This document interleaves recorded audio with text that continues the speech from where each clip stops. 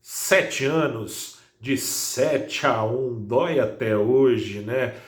Você deve estar se perguntando aí, o que tem isso a ver com o mercado? Olha, para quem olha o saldo do pregão hoje e acredita em numerologia e outras coisas cabalísticas, como futebol, tem bastante coisa. Começa agora o seu saldo do dia 7 não, do dia 8/7 de 2021, em que só 7 das ações do Ibovespa, que são 84, conseguiram se segurar no campo dos ganhos. Foi dia de choro e ranger de dentes no mercado. O preço do dólar, por sua vez, enquanto o Ibovespa caiu mais de 1%, 1,25%, acumulando nessa semana mais curta, né? Sexta-feira aqui em São Paulo é feriado, Ibovespa acumulou queda de quase 2%. Enquanto isso, o preço do dólar no Brasil em 4 pregões subiu 4% aos R$ 5,25. Hoje precisou o Banco Central meter a mão para o dólar não subir tanto, chegou hoje a beirar os 5,30, acabou no 5,25 com uma alta ainda assim de 0,3% só. O Banco Central deu uma bela ajudada nisso daí.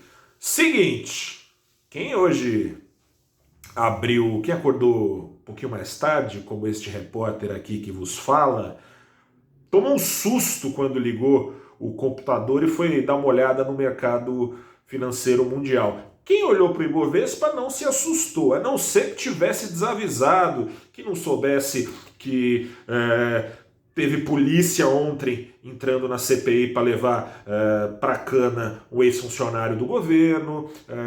Quem, por exemplo, não soube que o presidente Jair Bolsonaro ofendeu o ministro do Supremo e presidente do Superior Tribunal Eleitoral, o ministro Barroso. Quem não sabe também que o presidente fez isso porque segue usando aquelas teorias conspiratórias que fariam Donald Trump se rubrescer, talvez. Fala de conspirações aí, falou que o Aécio ganhou a eleição, viu, gente? O vice dele, o Aloysio Nunes, falou que não, que perdeu a eleição, que não foi fraude não, faltou voto.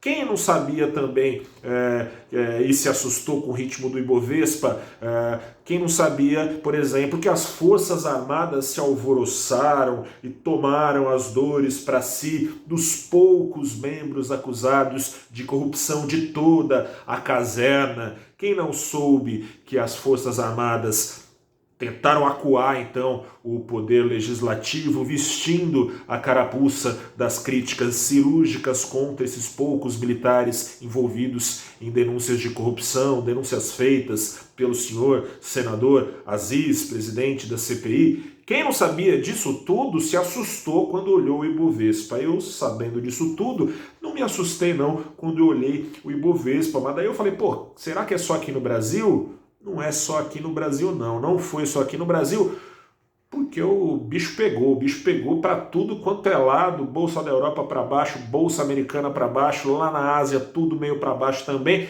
pelo seguinte, bom, teve uma salada, né, de problemas. Não faltou hoje motivo para aversão a risco estrangeiro, então, no meio disso tudo, acentuou aqui no Brasil a aversão que vinha lhe causando esses riscos todos que eu falei aqui.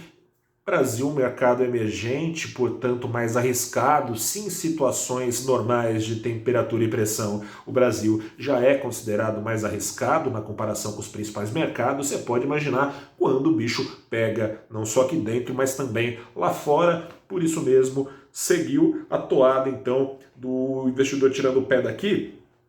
Mês de junho, pelo que se sabe até agora, vem cortando aí esse fluxo positivo de entrada de estrangeiros no Brasil. Até terça-feira, mais de 1 bilhão com B de bola maiúsculo de reais foi retirado da Bolsa aqui do Brasil pelos investidores internacionais. Hoje, a razão também veio lá de fora. A China vem desacelerando, investidores estão preocupados com isso, os preços das commodities podem dar uma balançada, né? Afinal de contas, a China é a principal compradora de commodities do mundo e boa parte das bolsas, caso da brasileira, a Vale, siderúrgicas, até a Petrobras, não fossem os riscos políticos, também daria uma mão para o Ibovespa nesse ano. Essas ações de commodities, ligadas a commodities, é que tem sustentado boa parte das bolsas. Se a China está desacelerando, falei da Índia, já falo porque falei da Índia. Se a China está desacelerando, é motivo de preocupação para os seus principais parceiros comerciais, que são praticamente todas as economias. Índia, porque variante Delta que surgiu por lá, está lembrando ao mundo que a pandemia não acabou. O gatilho para essa lembrança veio especialmente lá do Japão, ainda na Ásia então, porque há 2 semanas das Olimpíadas foi decretado estado de emergência por lá, ou seja, ia ser liberado até para alguns espectadores acompanharem os jogos, talvez não seja, então o mundo se lembrou de que a pandemia não acabou. Muita gente aqui no Brasil, aliás, acho que nunca se deu conta que tem uma pandemia, né? Vamos cuidar aí, gente. Se não quer cuidar de si, cuide do próximo, pelo menos. Pense na família do outro, no outro, enfim.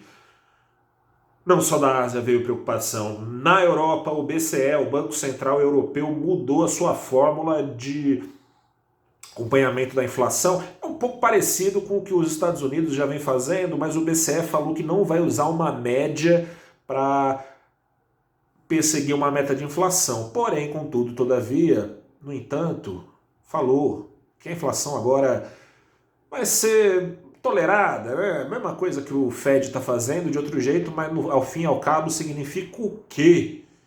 Que o BCE admite que a recuperação ainda não é tão garantida na Europa, porque vai tolerar uma inflação maior sem que contra ela suba juros, isso para suportar ainda o estado de recuperação de países do sul, especialmente da Europa, com destaque para a Itália, que não é dos países política e economicamente mais estáveis, digamos assim, do continente. Europa, preocupação, China, preocupação, e também na maior economia do mundo, nos Estados Unidos, quando o clima já era de aversão geral, de olho nessas razões vindas de outros principais motores da economia mundial, também por lá veio preocupação, e o dado de pedido de seguro-desemprego veio acima do que era esperado, ou seja, já não estava bom, parece que piorou. Ficou ainda pior o clima de aversão no mercado, mas vale você também acompanhar um pouquinho a trajetória das taxas de juros lá nos Estados Unidos pelo seguinte, né? É verdade que a recuperação, a economia real, né, talvez não esteja se recuperando tão fortemente quanto se espera, porém, em contrapartida, isso pode até ser positivo para preço de ação, porque hoje a taxa dos juros para títulos de 10 anos lá nos Estados Unidos atingiram abaixo de 1,3% de rendimento. É o rendimento mais baixo pago em mais de 5 meses. Até outro dia estava em 1,7%, já tinha analista esperando 2% de rendimento em breve. Por quê? Porque esperava-se que os Estados Unidos subiriam as suas taxas rapidamente. Foi antecipado já, mas o mercado vinha apontando que seria ainda mais antecipado. Talvez não seja, porque, aliás, como vem dizendo o Fed, o mercado de trabalho ainda não é jogo ganho a sua recuperação. No meio desse clima, eu encerro aqui este saldo do dia, como você do outro lado, agradecendo que a semana acabou. Tá bom, né? 4 dias bastaram, né? Foi animado, foi agitado. Sobre esse agito todo, te convido a bater um papo comigo na segunda-feira, feriado na sexta, aqui em São Paulo, bolsa vai estar fechada, então a gente volta a se falar quando? Na segunda-feira, só no fim do dia, no saldo do dia, nada disso. Toda segunda-feira, às 8h30 da manhã, no canal do Valor Invest no YouTube, no nosso LinkedIn, no nosso Twitter e no nosso Facebook, é transmitido o seu, o nosso Abrindo os Trabalhos, programa em que sempre recebo duas porta-vozes do mercado para bater um papo e ajudar você do outro lado a saber como reagir diante do noticiário ao investir na Bolsa. O papo vai ser com o João Guilherme Penteado, que é sócio e diretor da Apollo Investimentos, e com o Júlio Ferreira, que é da Julius Baer Family Office, né? Chique esse nome. A gente vai bater um papo justamente sobre essa cena complicada aqui no Brasil, né? De um lado a gente tem a cena política bastante tensa, de outro lado tem sim perspectivas positivas para a economia, que ao que parece a política ainda não conseguiu, tomara que não consiga abalar.